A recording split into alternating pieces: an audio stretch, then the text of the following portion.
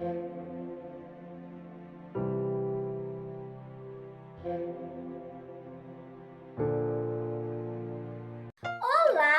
meninos e meninas, Bíblia Falada. Não sei, Bíblia Falada só na sexta-feira. Olá, meninos e meninas, vou ler para você. Hoje nós vamos ler a página 14 e a página 15. Rebeca estava estarrecida. Ela conhecia Perle o suficiente para saber que ela não estava mentindo, que também não estava louca. A enfermeira de quem Perle falava era uma senhora idosa, agradável, atraente, extremamente habilidosa. Além de organizada e inteligente, ela procurava certificar-se do bem-estar dos pacientes. E o pior, era respeitada pelos médicos e pelas outras enfermeiras. No conceito de Rebeca, ela era um tanto indiferente e carrancuda. Porém, esse conceito Rebeca atribuía às pressões do trabalho que ela exercia.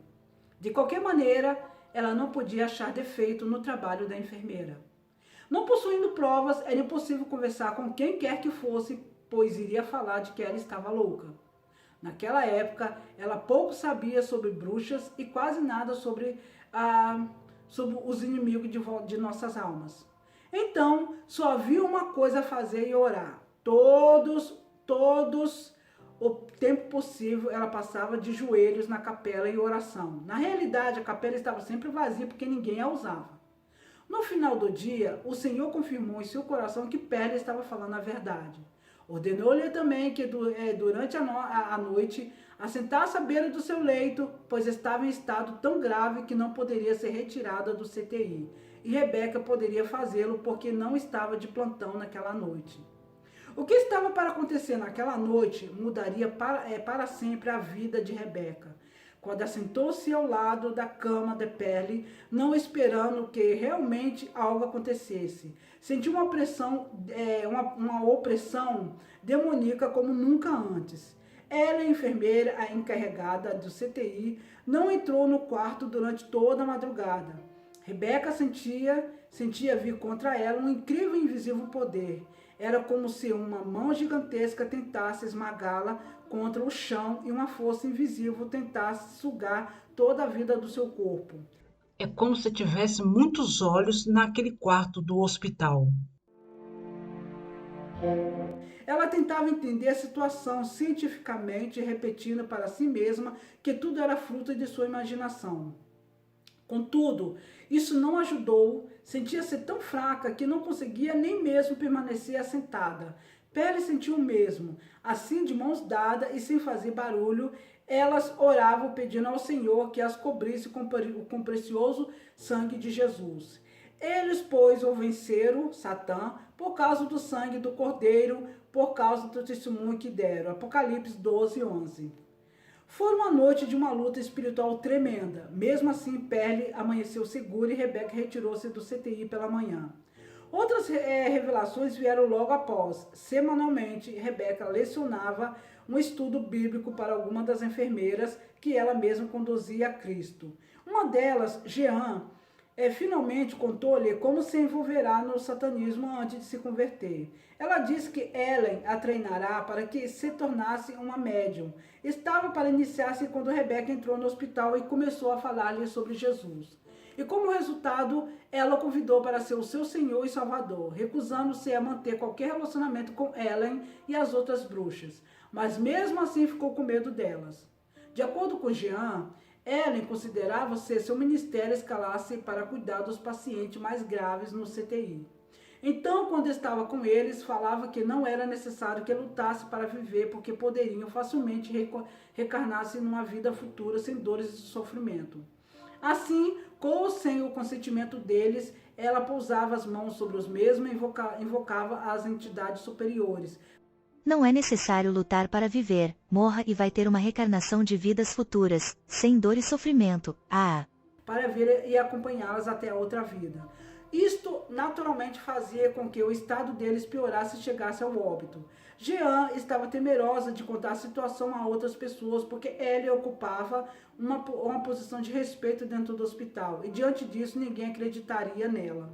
De fato, depois de ter aceitado a Cristo, Jean transferiu-se para um outro turno, evitando dessa forma trabalhar com Ellen. Foi por intermédio de Jean que Rebeca veio a saber também sobre a comunidade satânica que existia ali perto da cidade. Além de ter uma das maiores distribuidoras de literatura de ocultismo, essa comunidade possuía também uma igreja.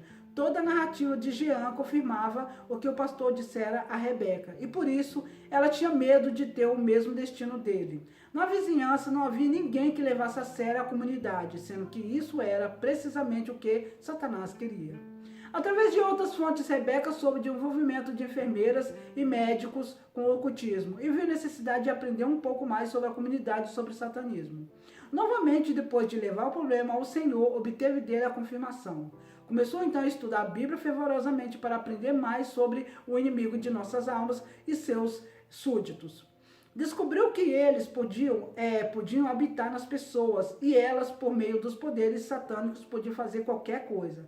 Foi então que Rebeca começou a guerrear ativamente contra Ellen e os outros satanismos do hospital. Em suas orações pela manhã, ela pedia a Deus que amarrasse os poderes do inimigo nas pessoas, que especificamente sabia estar envolvida com ele. Diariamente, à noite, antes de deixar o hospital, ela caminhava pelo CTI e outras alas. Entrecolhamente, mas de forma audível, usava de autoridade sobre cada espírito do inimigo, onde os mesmos se encontravam ou onde poderia estar durante o dia ou durante a noite. Amarrava-os com o poder do nome de Jesus Cristo e pedia ao Senhor que colocasse proteção especial sobre os pacientes, resguardando-os das forças do inimigo. Nas muitas noites que estava de plantão, era chamada a CTI ou uma das alas para ver um paciente que estava sofrendo piora do quadro clínico. Como Deus lhe dera discernimento de que tais problemas eram resultado da interferência do inimigo, ela aprendeu a valer-se de Lucas 10, 19 e Marcos 16, 17. Eu quero dizer para vocês que tudo que eu leio aqui, eu vou falar algo para vocês. Não se fia, não machuque as outras pessoas, não seja preconceituoso, porque você fala assim, eu sou de Deus.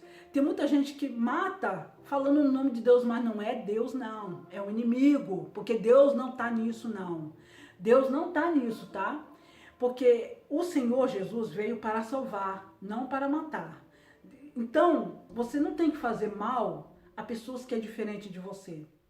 Você não deve chegar a fazer mal para uma pessoa só por causa que aquela pessoa é diferente de você. Você prega a palavra de Deus. A pessoa tem o livre-arbítrio de escolher se quer ouvir você ou se não quer ouvir você. O que importa é que você está falando o evangelho.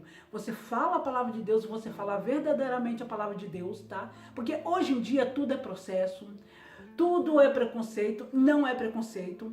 A igreja do Senhor segue a Bíblia e a Bíblia fala as coisas erradas que estão acontecendo e o amor de muito está esfriando e cada dia está pior. Vai chegar uma hora que o povo de Deus vai ser perseguido, tá? Perseguido e mortos também. Vai chegar uma hora isso que pode acontecer. No tempo de hoje está acontecendo muita coisa horrível. Está acontecendo muita coisa horrível. Por quê? Porque agora as pessoas não podem falar nada, porque é tudo preconceito. Vamos falar um pouco dos gays, das pessoas. Eu falo verdadeiramente para você que eu tenho que falar a palavra de Deus, seja através de vídeo, seja através da pessoa, que é errado homem com homem, mulher com mulher. Mas quem sou eu? Eu vou chegar, eu vou prender a pessoa, eu vou machucar as pessoas, eu vou correr das pessoas porque elas eram diferentes de mim? Não. Eu vou chegar para a pessoa e vou falar que eu quero falar de Deus. Falo a Bíblia, falo a verdade e a pessoa aceita ou não. Se a pessoa não aceitar, você vai ficar com raiva da pessoa? Não, você vai amar a pessoa do mesmo jeito. Se essa pessoa for na igreja querer ouvir a palavra de Deus, por que não? Você vai expulsar a pessoa da igreja, você está sendo preconceituoso, isso é pecado. É pecado você rejeitar outra pessoa. Você não deve rejeitar, você deve abraçar. Cristo, quando falava a palavra de Deus, tinha muita gente que ficava com raiva de Cristo. e queria tacar uma pedra, e as pedras ficavam assim paralisadas. E Cristo passava no meio daquela povo, porque aquele povo queria linchar ele, porque ele estava falando a palavra de Deus. Os poderosos da sinagoga queriam ser maior do que Cristo. E queria que todos ficassem contra Cristo. Cristo foi perseguido demais por ter falado a palavra de Deus. Mas Cristo não se afastou dessas pessoas. Cristo não se afastou da prostituta. Cristo não se afastou das pessoas que eram diferente dele. Cristo amou-os. Cristo ama todos os pecadores. Só não ama o pecado. Os jovens americanos pegou umas pessoas, pessoas que eram transgêneros, e arrastou de moto na rua porque era diferente. Essas pessoas, um monstro, é um inimigo dentro do corpo deles. Eles é o mal. Por que fez isso com a pessoa? Agora, você chega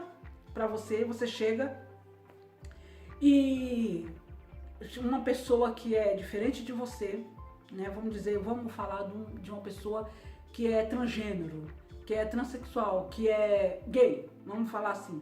Chega pra você e fala assim: Marcélia, vamos ali tomar um sorvete comigo? Bom, eu tô com vontade de tomar um sorvete. E eu vou falar: não quero tomar. Não vou nem passar ali, eu vou no outro pra não ir com essa pessoa. Não. Por que eu não vou? Vou sim, não tô misturando, vou sim. E a pessoa sabe que eu penso diferente dela. A pessoa me conhece e quer chegar perto de mim do mesmo jeito, gosta de mim do mesmo jeito. Por que eu não vou gostar dela também? Eu vou tomar um sorvete. Aí chega uma outra pessoa e fala assim: você está se misturando com essa pessoa? É um ser humano. Cristo veio para os doentes. Cristo não veio para os sãos. Cristo veio para os doentes. E é os doentes que a gente deve chegar perto. Eu vou parar de conversar com a pessoa porque a pessoa não aceitou o meu evangelho? Não, eu vou continuar conversando com a pessoa. Eu vou ser amigo da pessoa. Eu não concordo com o que a pessoa faz, mas eu vou ser amigo da pessoa, tá? Então você não deve ter preconceito contra essa pessoa. Você deve ser você mesma, mas você não deve ter preconceito contra a pessoa. Você não deve concordar com o que a pessoa faz, porque você conhece o evangelho de Deus, você conhece a palavra de Deus, você sabe tudo o que é errado. Você sabe muito bem. Você não vai concordar com a pessoa. Agora, se a pessoa perguntar a mim: Marcélia, é isso? Eu vou responder, eu vou ser sincera, você seja sincera. Mas se a pessoa não perguntou nada a você, então você não fala nada. Você só fala se a pessoa te perguntar, entendeu? Você prega a palavra de Deus. Mas se a pessoa não aceitar a palavra de Deus, tudo bem. Por que a pessoa não pode ir na igreja? Pode ir na igreja. Se a pessoa levantar e aceitar Jesus Cristo, ela tem que renunciar a tudo de ruim que ela adquiriu na vida dela. Mas se a pessoa quiser só frequentar a igreja, deixa a pessoa frequentar, porque Deus vai tocando no coração. Você vai barrar muitas igrejas aí, uma igreja medíocre, eu vou dizer medíocre, que barra essas pessoas. Isso é preconceito. Preconceito. Preconceito é uma coisa, você concordar com a pessoa é outra. Você não deve concordar com os erros, mas você não deve ter preconceito. Depois de ver este vídeo, veja o vídeo Uma Senhora Teve Visão do Fim dos Tempos. O link vai estar aqui na descrição do vídeo.